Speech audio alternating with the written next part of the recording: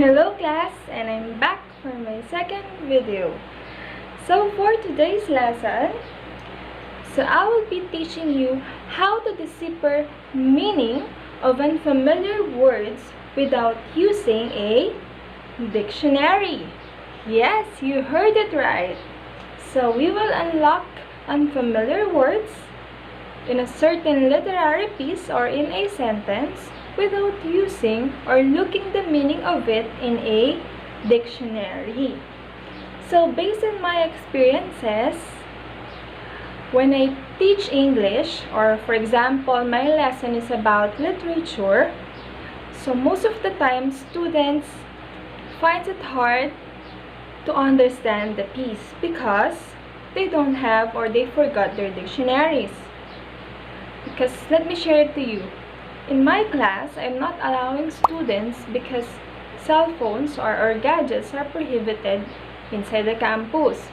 That's why on the first day of my orientation for the class, I always instruct them to bring at least an English pocket dictionary as well as a English-Tagalog dictionary, so that if ever they will encounter words that they can't understand, they can refer to their dictionary. But what if the students have no dictionaries with them?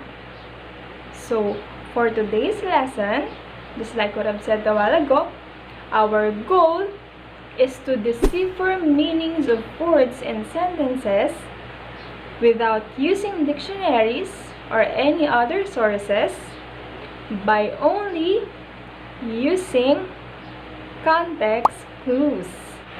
So before we start our discussion, we're going to have first a context clues riddle game. Okay, so what is a context clues riddle game? So I will be presenting riddles for you to answer. So what you are going to do is to read each riddle or each sentence silently, and then think about what the highlighted word means based on your own understanding. So remember that you don't have to write anything on your paper, just think. So you will be given 30 seconds each sentence to answer or to guess what is the meaning of the highlighted word. Happy guessing! For riddle number 1.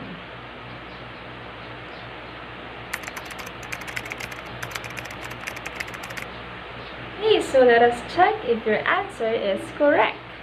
For riddle number 1, the underlined word is bumbershoot.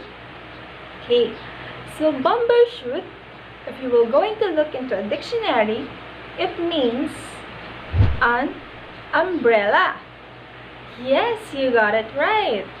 A bumbershoot is an umbrella because you infer or we inferred from the clues in the context or the sentence. So if we will go back to the sentence,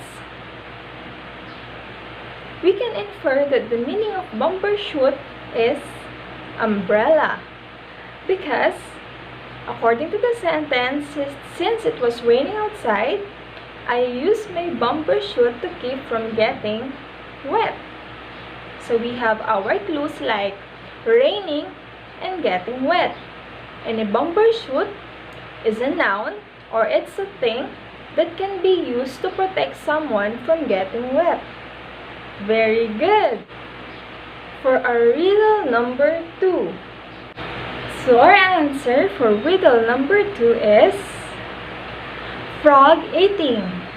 So renivorous means frog-eating animal. So in our example sentence, a renivorous hawk is found in Western Africa. A renivorous hawk who eats frog is found in Western Africa. So it is described in the sentence that a hawk eats frog. Therefore, it's a frog-eating animal. So when we say renivorous, frog-eating animals. That's it. So those are just some of the sample riddles for us to define unfamiliar words using context clues. So class, why are context clues important? Why don't we just use dictionaries? Why don't we just use or search in Wikipedia or use another source of meanings rather than using context clues? So here is the importance of it. So class, so when we say context clues, they help us define unfamiliar or difficult words in text. It's the most easiest way. So if you can still remember, so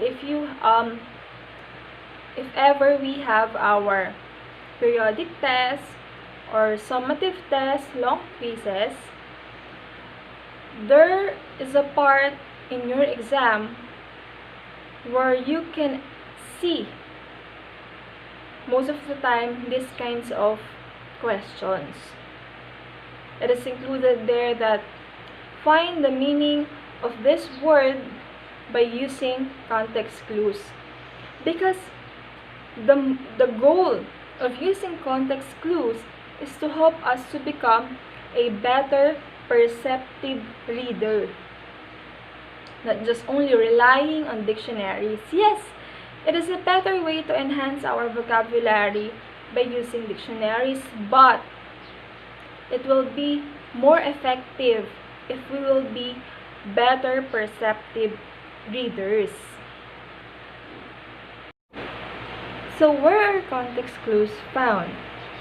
So they can be found in the same sentence as difficult or unfamiliar words.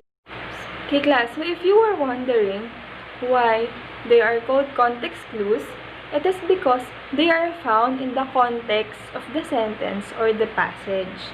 So you can really see or you can really find the meaning of it through the sentence or through the context of the passage itself. So we have 4 ways on how to define meanings of words using context clues.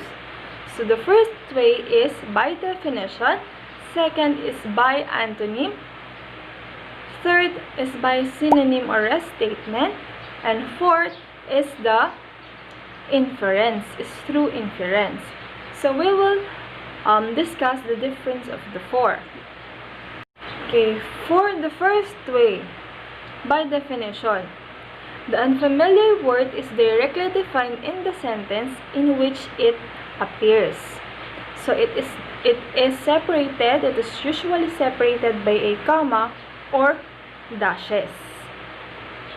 For example, for the second way, which is antonym or contrast, the unfamiliar word is defined by using the words opposite or contrasting meaning. So here is the example.